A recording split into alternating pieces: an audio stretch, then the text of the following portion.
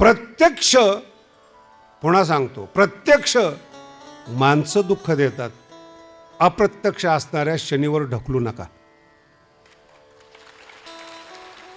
कोण माणूस चुकीचा आहे तुमच्या जीवनामध्ये तुम्हाला माहिती आहे. मुलगा नीट ऐकत नाहीत, मग शनीला काय सांगता? बायको नीट ऐकत नाही, कोणाचीच ऐकत नसते हे तुम्हाला माहित नाही. फक्त ते तुमच्या समोर इतर संसारात. मानवी जीवनामध्ये जो विचार करतो तोच तरतो. कोणत्याही कृतीला विचाराची जर बैठक नसेल तर त्या कृतीला अकारण केलेली कृती समजतात. हा बुद्धिमान लोकांचा विषय आहे. बुद्धिमान लोकांचा विषय आहे असं म्हणण्यामध्ये स्वतःच आपल्याला तपासून घ्या की आपण कृतीपूर्वी विचार करतो का विचार केल्यानंतर कृती करतो. दोन्ही वेगळ्या वेगळ्या बाबी आहेत. याचं सांगण्याचं महत्त्वाचं कारण, आजचा विषय खूप सुंदर आहे.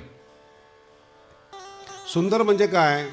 विचार म्हणजे ज्ञान नाही, पण ज्ञान विचारातून जन्माला येतं. मराठी लक्षात येते ना? विचार म्हणजे ज्ञान नाही, हे खरं आहे, पण ज्ञान विचारातून जन्माला येतं. ज्ञान म्हणायचं कोणाला ही सगळ्यात मोठी समस्या आहे. ज्याला आपण ज्ञान समजतो कदाचित ती माहिती असू शकते, टेक्निकल माहिती ज्याला आताच्या भाषेमध्ये म्हणतात, माहिती असू शकते. माहितीला ज्ञान समजणं हा देखील अज्ञानाचा एक प्रकार आहे. खूप माहिती आहेत, क्लर्क होऊ शकतोस, कारण की माहिती उपयोगात क्लर्क आणतात. एक फार छोटा विषय असे समजू नका आणि क्लर्क फार लहान असतो असे समजू नका. त्यांनी जर 2-4 रेषा किंवा 2-4 शब्द टाकले ना तर फार अवघड होतं ते. माहिती हा फार वेगळा विषय आहे, विचार वेगळा विषय आहे, ज्ञान वेगळा विषय आहे, अनुभव वेगळा विषय आहे. हरिपाठामध्ये श्रीगुरूकडे जात असताना अनुभवाला महत्त्व दिलेलं आहे. गंभीरतेनं ऐका, खूप छान विषय आहेत. ज्या संताकडे, ज्या गुरुकडे, ज्या श्रेष्ठ व्यक्तीकडे, त्या क्षेत्रातले व्यापारी असतील, राजकारणी असतील, वैज्ञानिक असतील, त्या क्षेत्रात सगळे गुरुच आहेत. ज्यांना अनुभव खूप मोठा आहे ते गुरु आहेत. आणि जे त्या क्षेत्रात प्रगती करू इच्छितात त्या क्षेत्रातले ते गुरुवर्य आहेत, श्रेष्ठ आहेत. या जगात जन्माला आलेला मनुष्य न कमी असतो न श्रेष्ठ असतो. तुम्हाला काय पाहिजेत याच्यावर परमार्थ आहे, याच्यावर विचारसरणी आहेत. ज्याला मुक्तीच नको असेल त्याला मुक्तीविषयी सांगून काय फायदा आहे? ज्याला पैशाची आवश्यकताच नाही, त्याच्यापुढं पैसे देऊन काम होत नाहीत, गरजूवंत म्हणतात त्याला. तसं तुमच्या जीवनामध्ये गरज कशाची आणि कुठे तारतम्य बसत नाहीत. विचाराला ज्ञान समजतो का? हा पहिला टप्पा आहे. माहितीला ज्ञान समजतो का? दुसरा टप्पा आहे. गुरुनी तुम्हाला ज्ञान सांगितलं. काल मी तुम्हाला याविषयी एक शब्द दिला होता, द्वैताची झाडणी, गुरुविहीन ज्ञान. इथे 2 टप्पे आहेत ते. पहिल्यांदा गुरु द्वैताची झाडणी करतो. जर तुम्ही ज्ञानापर्यंत टिकलात तर, गेल्या गेल्या ज्ञान देत नाहीत. जर दिलं ना तर ते खरं ज्ञान नाही बरं का. गेल्या गेल्या कोणताही श्रीगुरु ज्ञान देत नाहीत, त्याची बैठक तयार करतो आणि त्याच्यामध्ये असलेलं चुकीचं हे मिटवण्याचा प्रयत्न करतो. टेक्निकल भाषेमध्ये फार चांगला शब्द आला आहे, त्याला फॉर्मेट म्हणतात. एखाद्याचं मेमरी कार्ड असेल ना, त्यात जर काही भरायचं असेल तर अगोदर ते फॉर्मेट करावं लागतं, कळतंय ना? तसं तुमचं अगोदर फॉर्मेट करावं लागेल. त्याला आमच्या भाषेमध्ये द्वैताची झाडणी म्हणतात. जे चुकीचं घेऊन आलेले आहेत, जे कोरे पोरं आहेत ना, ते सगळ्यात चांगले, काही लिहिलेलं नाही त्यांच्यावर. जे थोडेफार शिकून आले ना, त्यांची समस्या खूप मोठी आहे. पहिलं त्यांचं ज्ञान, त्यांचे विचार त्यांनाच आडवे येतात. समजून घ्या बरं का. जगात कोणी कोणाला आडवा येत नाही. इतके तुम्ही मोठे नाहीत की लोकांनी तुमच्यासाठी यंत्रणा राबवावी. पण कधी कधी अज्ञानी लोक असले तर हे ज्योतिषविद्यावाले, भूताखेतांना काढणारे, हे लोक, यांच्यामध्ये कधी गिराईक सापडतं त्यांना. गुरु वक्री आहे, शनीची 7.5 चालू आहेत.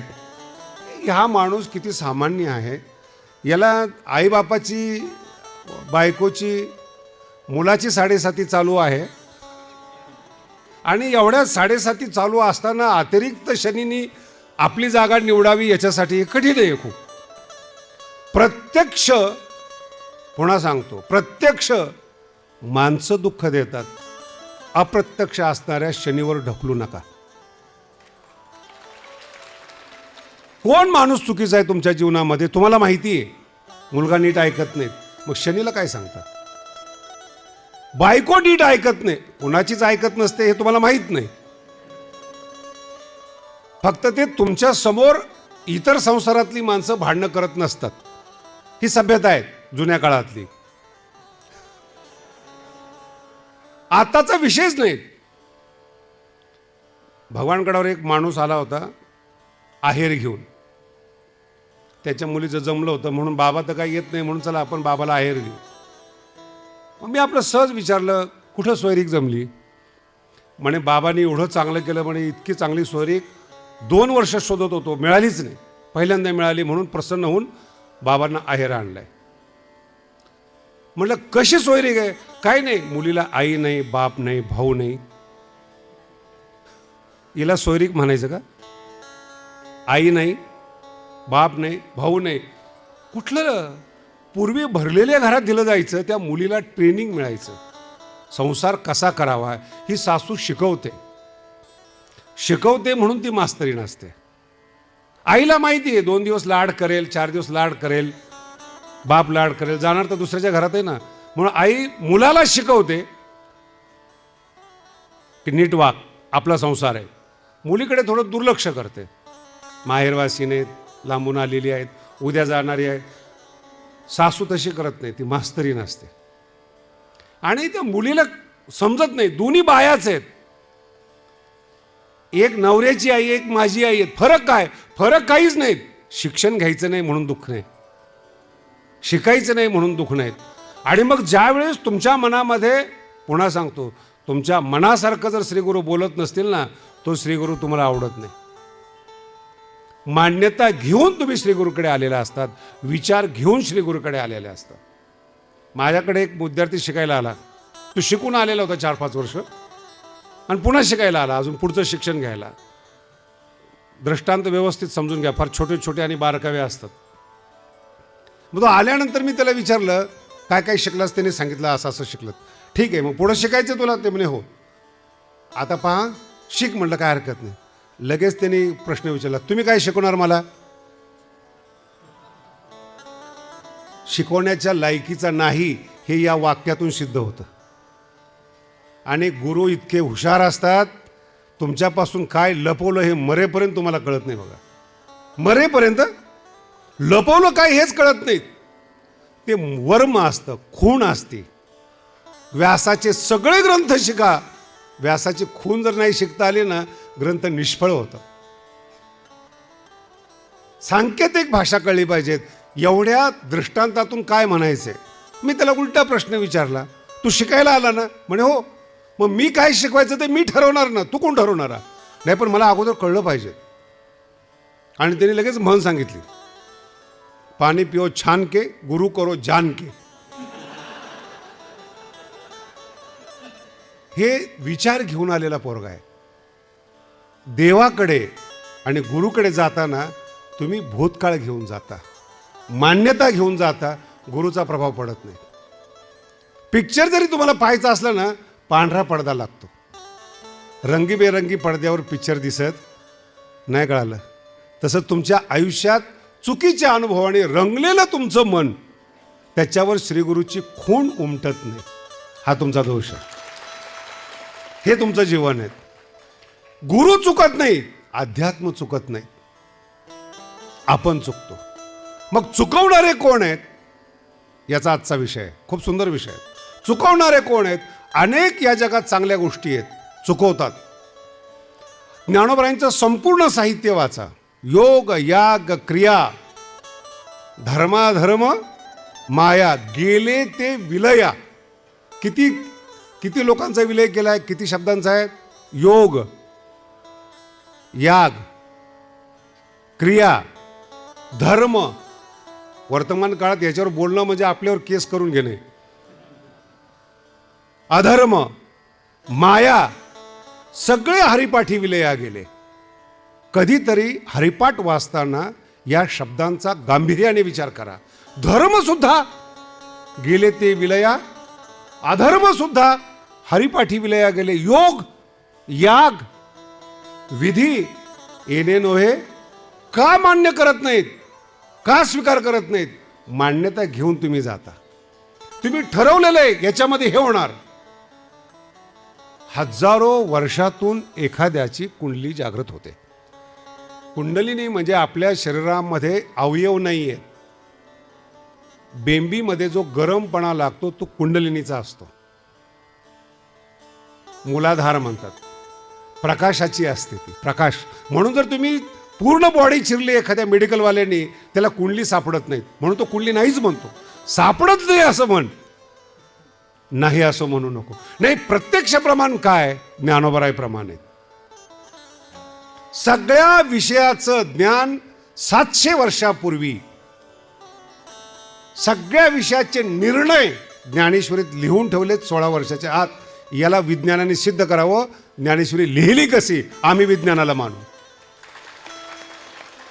विज्ञानाने खंडन करणं चुकीचं आहे. मुद्दे समजून घ्या. एक तरी ओवी, हरिपाठातला एक तरी शब्द विज्ञानाने खंडन करून दाखवावा. होत नाही खंडन. याच्यामध्ये अर्थ कळत नसेल. ही योगातून तयार झालेली प्रतिभा आहेत, बुद्धी आहेत, विषय आहेत. आणि म्हणून भोग्याला यथार्थ अर्थ कळत नाही. आपलं चित्त भोगावर आहेत, आपली मान्यता भोगावर आहेत, आपले अर्धे विषय आपल्या मनामध्ये आहेत. म्हणून आपण कन्फ्यूज होतो. कधी कधी काय होतं, मी बरेचसे पारमार्थिक लोक पाहिले, संन्यासी असतील, महाराज लोक असतील, इतरही धर्मातले धार्मिक लोक असतील, हे कन्फ्यूज आहेत. यांच्यामध्ये असा एक प्रकार आहे, धर्माला मानावं का ज्ञानाला मानावं? मोठा विषयावर धर्माला मानावं का ज्ञानाला मानावं? ज्ञान धर्मात येत नाही, ज्ञान धर्माला मानत नाही. ज्ञानी धार्मिक असतो. डोकं लावा किती कळतंय ते. ज्ञानी धार्मिक असतो, पण धार्मिक ज्ञानी असेल याची खात्री देता येत नाहीत. हे अनुभव आहेत तुमचे. धार्मिक आहेत म्हणून ज्ञानी आहेत असं नाही. ज्ञानी आहे म्हणून धार्मिक आहेत. ज्ञानोबराय प्रमाणे ज्ञानी आहेत, ज्ञानोबराय म्हणून भक्त आहेत, म्हणून ते वारी करतात. पुस्तक वाचणारे वारी करत नाही. तो पुस्तकाचा मी खूप छान अर्थ काढतो बरं का. एक विहिरीतलं पाणी असतं आणि एक टाकीतलं पाणी असतं.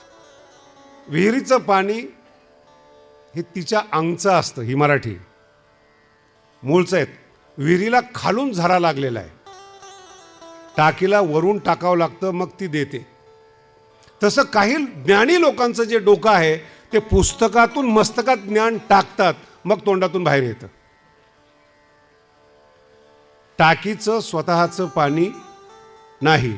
म्हणून वर्तमान काळात सोशल मीडिया पहा, काय पहा, यांनी एवढा मला तर खूप त्रास देतात बरं का लोक. कुठून तरी व्हॉट्सॲप युनिव्हर्सिटी पाहतात, यूट्यूब पाहतात, काहीतरी आणि त्यांचा त्रास मला. बाबा आम्ही असं पाहिलं, तुमच्यात काय? अरे म्हटलं, चुकीचा संभ्रम पसवण्याची तयारी म्हणजे सोशल मीडिया आहे. पुन्हा पुन्हा एक गोष्ट सांगा आणि मान्यता तयार केली जाते. धर्म त्याच बाबतीमध्ये. तुमची काय धारणा करायची ते ठरवतात. म्हणून ज्ञानाला महत्त्व द्यायचं का धर्माला महत्त्व द्यायचं? हरिपाठाची अजून एक विशेषता सांगतो बरं का तुम्हाला. ज्ञानेश्वरीमध्ये माऊलींनी स्वतःला अनेक नावं ठेवलेली आहेत. दास आहेत, निवृत्ती दास आहेत, ज्ञानेश्वर आहेत, ज्ञान, सगळे नावं ठेवलेत ज्ञानोबारायांनी स्वतःसाठी.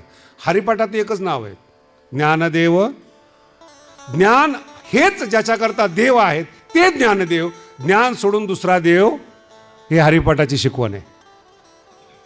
धर्म आहात, धार्मिक मान्यता आहेत, धार्मिक आचरण आहेत, सगळं मान्य आहेत. ज्ञान सगळं जग मान्य करतं. आजही तुम्ही बघा, मुस्लिम धर्म असो, ख्रिश्चन धर्म असो, जैन धर्म असो, सनातन धर्म असो, आजपर्यंत कोणत्याही धर्माने ज्ञानाचं खंडन केलेलं नाही, विधीचं खंडन केलेलं आहे. आम्ही हा देवाला प्रकार मानतो, तो देवाचा प्रकार मानतो, आमच्यात हा विधी आहे, आमच्यात तो विधी आहे. ठीक आहे, आचरणामध्ये, धार्मिक आचरणामध्ये मतभेद आहेत, ज्ञानात मतभेद नाहीत. विमानाचा शोध लागला, ज्यांनी लावला त्याचा धर्म आणि जात कुणी पाहिली नाहीत, याला ज्ञान म्हणतात. दवाखान्यात जात असताना लस कुणी काढली याचा कुणी विचार करत नाहीत, आणि कोरोना कुणी आणला याचाही विचार करत नाहीत. दुःख देणारे, ज्ञान देणारे काही पाहिलं जात नाही यांचं. धार्मिकता वेगळी. धार्मिकता ही वैयक्तिक असते, व्यक्तिगत असते, वैयक्तिक आचरणाचा भाग असतो. ज्ञान व्यापक असतं, आत्ताच्या भाषेत युनिव्हर्सल असतं. एक माणसाने टेलिफोनचा शोध काढू द्या, जग वापरतं त्याला. असं म्हणत नाही की हे ख्रिश्चनने काढले, मुस्लिमने काढले, उत्पादन याचं आहेत, नाही. औषध असेल, वैज्ञानिक संशोधन असेल, ज्ञान जाती पाती धर्म विरहित असतं. ज्ञानोबांचा शब्द पहा. म्हणून ज्ञानोबांच्या बाबतीत हेच घडलेले आहेत जगामध्ये. भारतरत्न जे आहेत, ज्यांनी धर्म बदलला, पण ज्ञानोबाला बदललं नाही त्यांनी. त्यांचे पहिले जेवढे मासिक आणि पाक्षिक आहेत, प्रत्येक मुखपृष्ठावर ज्ञानोबांच्या ओव्या होत्या. हा ज्ञानोबांचा विजय आहे. धर्म बदलला, ज्ञान नाही बदललं. ज्ञान ज्ञानच आहे. ज्ञान धर्मबंधनेतून बाहेर असतं. ज्ञान मिळत नाही. मी तत्वज्ञान हा शब्द नाही वापरला. तत्वाबाबतीमध्ये वाद असू शकतात. मी फक्त ज्ञान म्हणतो, खरं ज्ञान म्हणतो, वास्तवाचं ज्ञान म्हणतो. पहिला टप्पा, वास्तवाचं ज्ञान देणारे गुरु कमी आहेत आणि वास्तव ज्ञानाचा अनुभव देणारे कमी आहेत. मग पहिल्यांदा जेव्हा आपण गुरुकडे जातो तेव्हा तो कोरा पाहिजे, चांगदेवाप्रमाणे. कथा खूप गोड आहे, मी सांगणार नाही तुम्हाला. योगी आहेत पण कोरे आहेत. वर्तमान काळात ज्ञानी आहेत, चांगदेव नाहीत, ते वांगदेव आहेत. ज्ञानी आहेत, बरबटलेले आहेत, विषयाच्या चिखलात गुंतलेले आहेत, काळीमा लागलेले आहेत, कलंक लागलेले ज्ञानी आहेत. चांगदेव आहेत, समाधीमध्ये जाणारे आहेत, योगी आहेत. लहान मुलाला शरण कसं जावं ही समस्या आहेत, याला अहंकार म्हणतात. आणि सगळ्या म्हाताऱ्या माणसामध्ये अहंकार आहे. हा, पण हे चांगदेव होत नाही. ते का? अहंकार विनम्र होत नाही. का? आपली जी जिज्ञासा आहे तिने आपल्याला तडफवलं पाहिजे. मला या प्रश्नाचं उत्तर पाहिजे, त्याला जिज्ञासू म्हणतात. आपलं असं मिळालं उत्तर ठीक आहे, नाही मिळालं ठीक आहे, जगणं महत्त्वाचं आहे. ही माणसं साधक नाही आहेत, ही ज्ञानाचे अधिकारी नाही आहेत. प्रश्न अंतःकरणाला भेडसावला पाहिजे, झोप येऊ दिली नाही पाहिजे प्रश्नाने. आणि उत्तराच्या शोधात जो निघतो तो खानदानी साधक असतो. उत्तर महत्त्वाचं आहे. जे ज्ञानी आहेत त्यांच्याकडे जाताना आपलं काही घेऊन जाऊ नका, आपली मान्यता घेऊन जाऊ नका. आणि मला थोडीशी सवय आहे फिरकी घेण्याची. मग मी त्या विद्यार्थ्याला विचारलं, तुझी काय इच्छा आहे? नाही, मला न्याय शिकायचा आहे. बोलले ठीक आहे. दुसऱ्या दिवशी न्यायाचं पुस्तक घेऊन आला तो, न्याय सिद्धांत मुक्तावली. मी सुरू केलं. त्याला काहीच समजेना. म्हणजे महाराज काहीच समजत नाही. हे तुला अगोदर समजायला पाहिजे ना.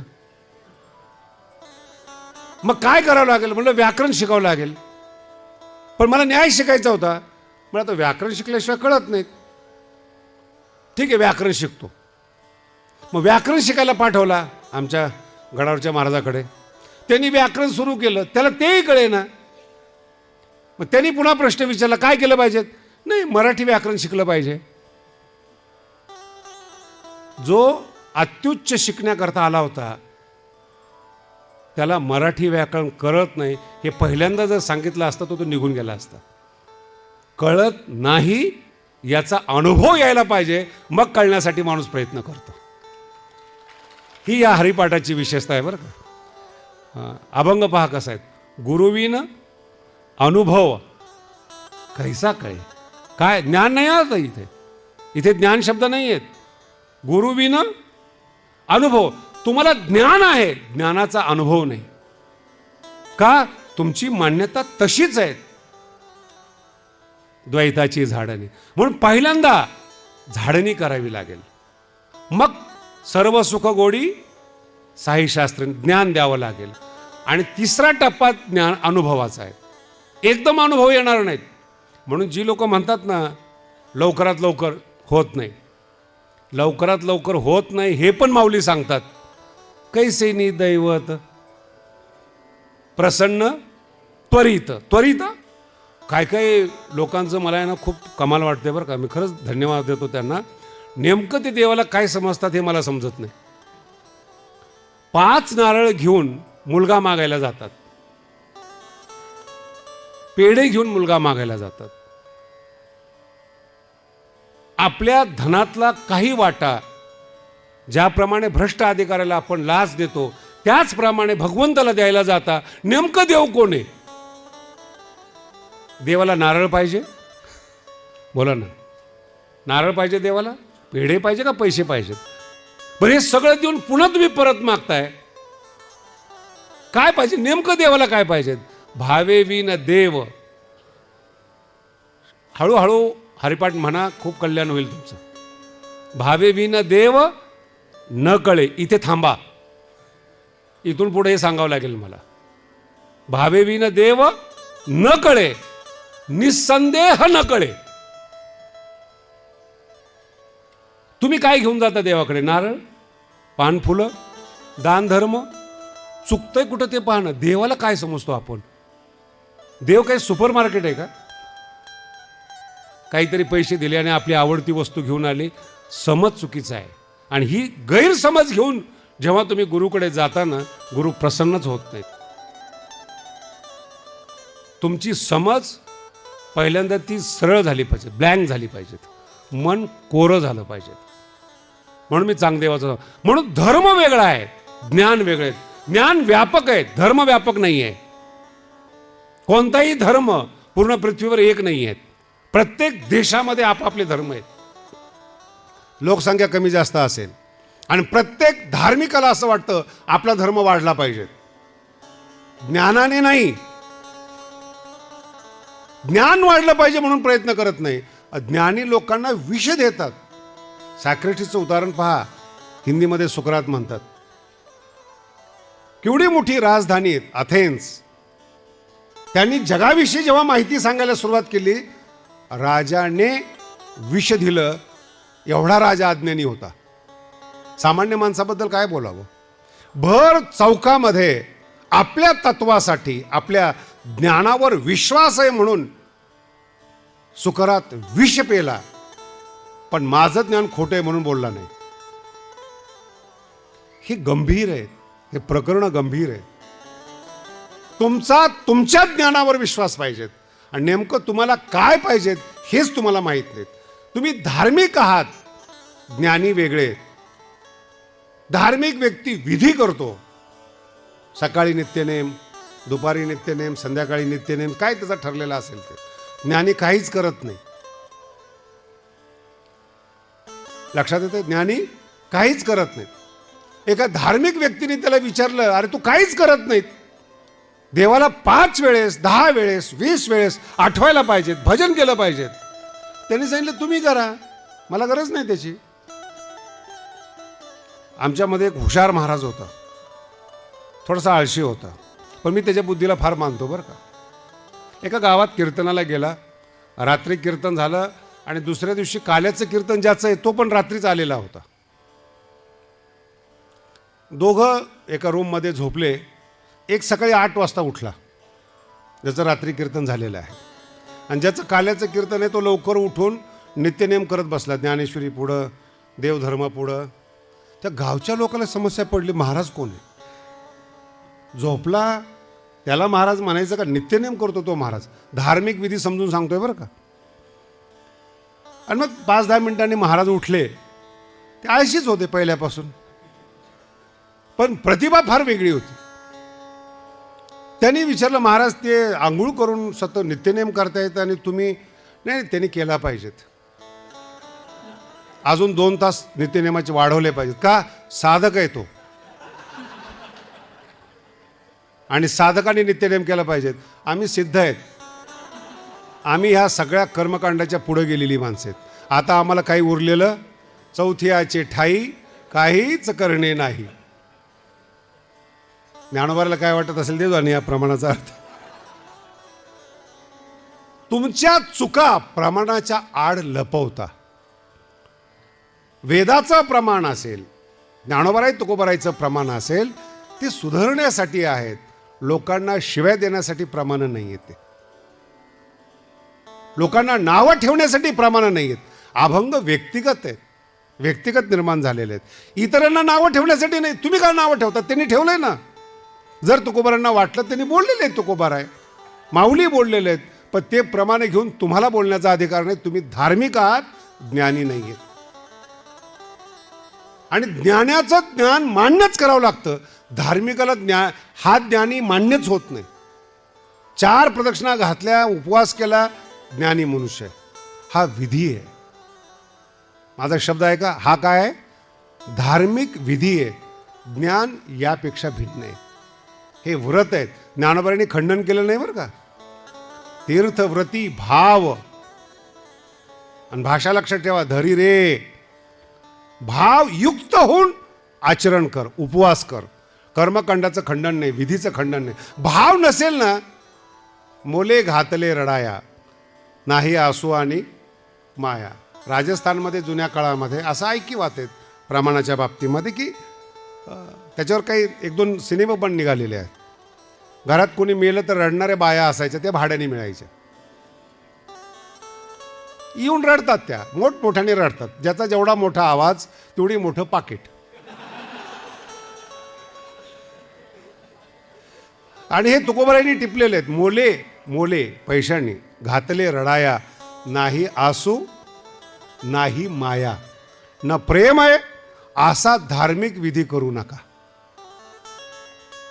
कर्तव्य म्हणून धार्मिक विधी करू नका. भाव धरी रे, तो विषय आपल्याला पुढे येईल. म्हणून धार्मिक विधीमध्ये भावना महत्त्वपूर्ण आहेत.